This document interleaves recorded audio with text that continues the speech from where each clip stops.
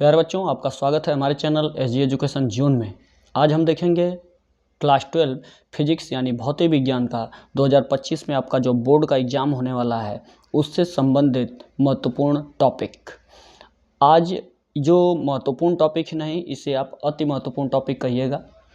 देखिए बच्चों, इसमें जो आज हम बनाने वाले हैं आपको और बताने वाले हैं, जो भी नियम, सिद्धांत, परिभाषाएं, निगमन वगैरह जितनी भी सारी बातें बताने वाले हैं वो सब अति महत्वपूर्ण वाले ही होंगे। एग्ज़ाम आपका धीरे धीरे अपना का नज़दीक आ जा रहा है और आता भी जा रहा है नज़दीक और आ गया है। तो इसलिए आपको सबसे पहले आवश्यकता ये है कि हम उन टॉपिकों पे ज़्यादा फोकस करें, सबसे पहले उन्हें तैयार करें जो कि हमारे अति महत्वपूर्ण हैं, जो कि बराबर एग्ज़ाम में आते रहते हैं। देखिए, सेट चेंज हो सकता है, किसी सेट में ये आएगा तो किसी सेट में दूसरा आएगा, लेकिन जो भी आएगा इन्हीं पूरे में से आएगा। यानी 70 नंबर का आपका जो रिटन पेपर होता है वो आपका 70 नंबर इससे काम बन जाएगा। 30 नंबर आपको जो आपको मिलते हैं विद्यालय से प्रैक्टिकल के नाम पे, तो वो आपको प्रैक्टिकल का 30 नंबर तो आपको मिलना ही है। बहुत होगा तो आपका 29, 28 वगैरह हो जाता है, तो यानी लगभग मान के चलिए 30 नंबर का काम आपका प्रैक्टिकल का एग्ज़ाम का हो जाएगा विद्यालय से। 70 नंबर का जो आपका रिटन है वो आपका इससे काम आज बन जाएगा। यदि आप इन सारे टॉपिक्स को देखेंगे और समझेंगे और इसे तैयार कर लेंगे तो आप इसका असर एग्ज़ाम में देखने को ज़रूर मिलेगा। तो चलिए हम इसे देखें और कि ये कौन कौन सी बातें क्या क्या हमें सबसे पहले तैयार करनी है, चाहे जिस भी चीज़ों से हो। तो सबसे पहले हम देखेंगे प्रमुख नियम, ठीक ना। तो प्रमुख नियम में आपका सबसे पहला चीज़ क्या पढ़ना है, कूलाम का नियम। दूसरा चीज़ क्या पढ़ना है, गॉस का नियम। तीसरा ओम का नियम। चौथा किरचॉफ का नियम। पाँचवा एम्पियर का परिपथीय नियम। छठा बायो सेवर्ट का नियम। सातवां आइंस्टीन का प्रकाश विद्युत समीकरण। तो ये 7 नियम अगर आप तैयार कर लेते हैं तो आपको के दिमाग से डर निकल जाएगा एग्ज़ाम का, क्योंकि ये 7 नियम ऐसे हैं और इन नियमों के बारे में हमने वीडियो में भी बताया है। यदि आप इसके बारे में विस्तार से जानना चाहते हैं तो प्लेलिस्ट में जाकर देख सकते हैं, ठीक ना, या तो वीडियो में से ही आप देख सकते हैं छांट के। तो इस तरीके से आपको पता चल जाएगा कि ये इन नियमों के बारे में क्या क्या है, और आप उससे रिटन तैयार कीजिए लिख के और उसे अभी से अपने दिमाग में बैठा लीजिए और इतनी बार रिवीजन कर लीजिए उसको कि वो आपके एग्ज़ाम में आपकी कलम न रुके, ठीक ना।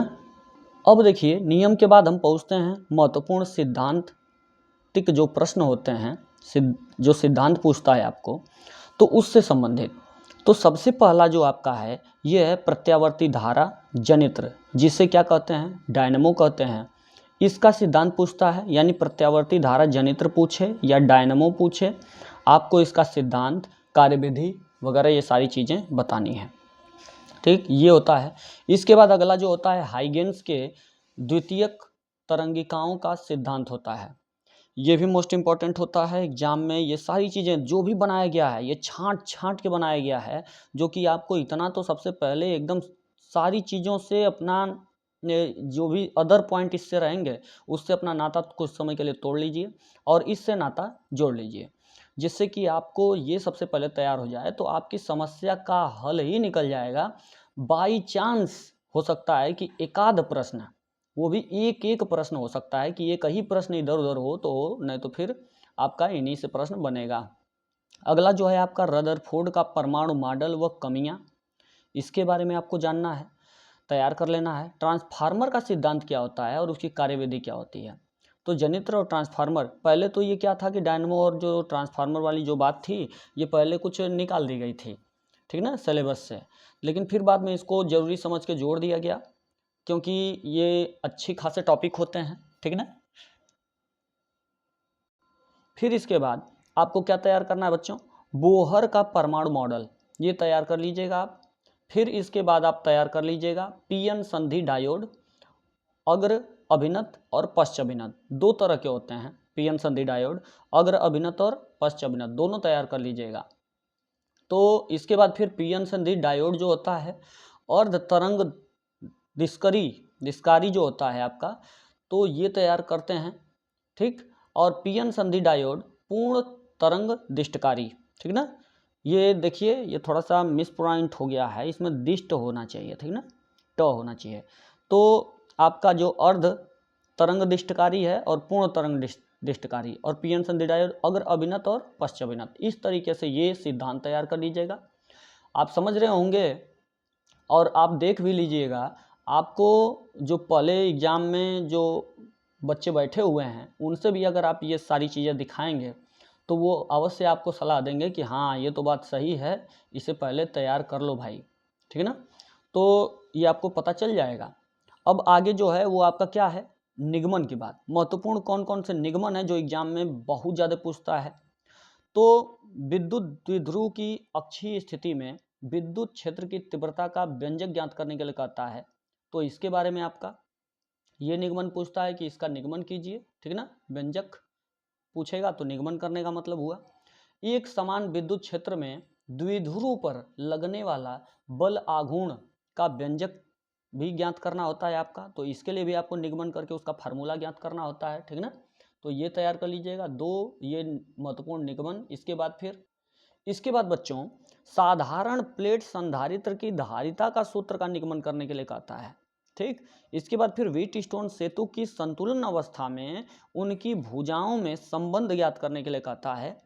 बहुत महत्वपूर्ण पॉइंट हैं ये सब, हल्के में थोड़ा भी ना लीजिएगा, एकदम बात मानिए और इसे तैयार कीजिए। इसके बाद है कि दो समांतर धारावाही चालक तारों के बीच लगने वाले जो बल होते हैं इसका व्यंजक ज्ञात करने के लिए कहेगा।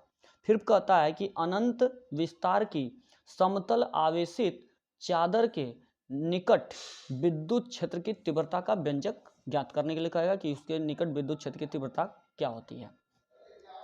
महत्वपूर्ण परिभाषा में आपका ये आपके निगमन। अगला आपका महत्वपूर्ण परिभाषाएं जो आपकी हैं वो आप देखेंगे।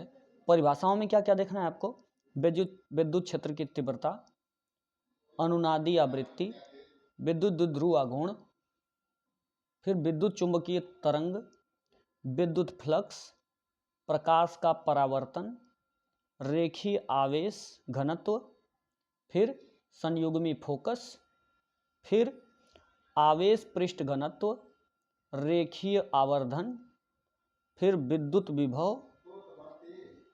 विभव और प्रकाश का अपवर्तन, ठीक।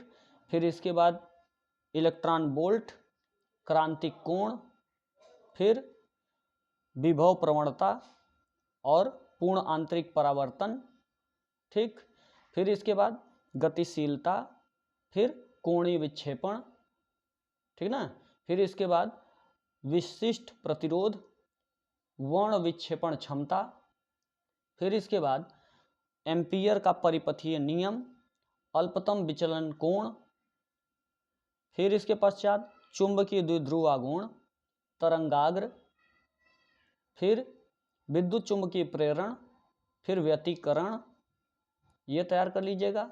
इसके बाद फिर आपका अगला जो टॉपिक है वह है स्वप्रेरण गुणांक, फिर इसके बाद स्वप्रेरण, ठीक ना, फिर कला संबंध स्रोत ये, और इसके बाद अन्योन्य प्रेरण गुणांक, विवर्तन, व्यतिकरण वगैरह, ऐसी सारी चीज़ें जो भी ये सारी चीज़ें हैं इसकी आपको परिभाषा पूछता है। इसकी आपको इसमें से किसी का सूत्र पूछेगा, फिर किसी का आपको मात्रक पूछेगा, ठीक ना, किसी का आपको बीमा वगैरह पूछेगा, इस तरीके से सारी चीज़ें पूछता है। तो इसके बारे में आप यानी हर जगह से तैयार रहना है, चाहे इसकी परिभाषा हो, चाहे इसका मात्रक हो, चाहे सूत्र हो, या क्या हो, या इसकी बीमा हो। तो ये सारी चीज़ें भी आपको तैयार रखनी है इसके साथ साथ। केवल परिभाषा का मतलब केवल परिभाषा नहीं।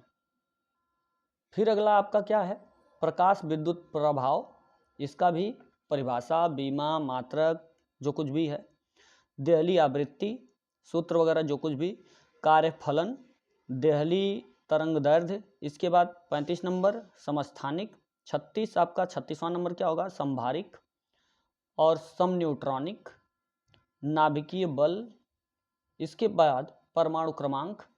और इसका मात्रक वगैरह, ठीक ना, किससे इसको डिनोट करते हैं ये भी, यानी छोटी छोटी सारी चीज़ें। परमाणु की द्रव्यमान संख्या, और इसके बाद द्रव्यमान क्षति, बंधन ऊर्जा, और फिर नाभिकीय विखंडन और नाभिकीय संलयन। ये सारी चीज़ें आप जैसे मैं बताया हूँ उस हिसाब से आप तैयार कर लीजिएगा। तो आपने देखा कि ये 44 पॉइंट आपके किस चीज़ के थे, परिभाषा के, जिसमें आपको मैंने बताया कि आपको परिभाषा ही नहीं, इसका मात्रक, इसकी बीमा, इसका सूत्र, इसका मात्रक वगैरह भी आपको, यानी किस और किससे इसे प्रदर्शित करते हैं, ये सारी छोटी छोटी चीज़ें जो होंगी इसमें आप शामिल करेंगे। तो आपको 44 पॉइंट जो बताए गए हैं वो आपको परिभाषा के बताए गए। इसके बाद फिर आपको निगमन बताए गए 6 पॉइंट, सिद्धांतिक जो प्रश्न थे आपके वो आपको बताए गए, जो कार्यविधि वगैरह से रिलेटेड होते हैं वो आपके 8 पॉइंट बताए गए, और जो ये नियम ये आपको बताया गया 7 पॉइंट। तो इन सारी चीज़ों को जो मैंने बताया आपको, जैसा कि मैंने बताया था कि इन सारी चीज़ों को सबसे पहले आप तैयार करें, आपको इसका अनुभूति हो जाएगी कि ये कितने महत्वपूर्ण हैं। यदि आप प्रीवियस ईयर क्वेश्चन अगर यदि आप टच करेंगे तो भी पता चल जाएगा। जो पहले आपके पास जो भी विद्यार्थी हैं जो पहले इस एग्ज़ाम को दे चुके हैं वो उनसे भी यदि आप क्वेश्चन करेंगे तो आपको पता चल जाएगा।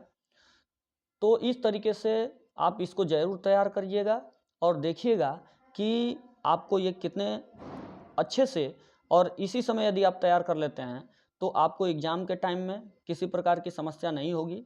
और जैसे कि मैंने बताया कि ये 70 नंबर का काम तो आपका बन जाएगा। तो हो सकता है एक क्वेश्चन इधर उधर हो जाए, नहीं तो किसी न किसी सेट में, कई सेट में होता है तो इसलिए ज़्यादा थोड़ा क्वेश्चन बनाना पड़ा है, जिससे कि हर सेट में आपको ये सभी प्रश्न मिल जाएं, चाहे आप कोई भी सेट दें। ये नहीं कि ये हमारे सेट में नहीं आया था, ये उस सेट में आया था, ऐसा न रहे, ठीक ना। तो इस तरीके से आप इस चीज़ को ज़रूर समझिएगा, क्योंकि ये किसी न किसी सेट में, सब सेट में आपको ज़रूर मिलेगा, इसलिए क्वेश्चन थोड़े ज़्यादा थे, ठीक।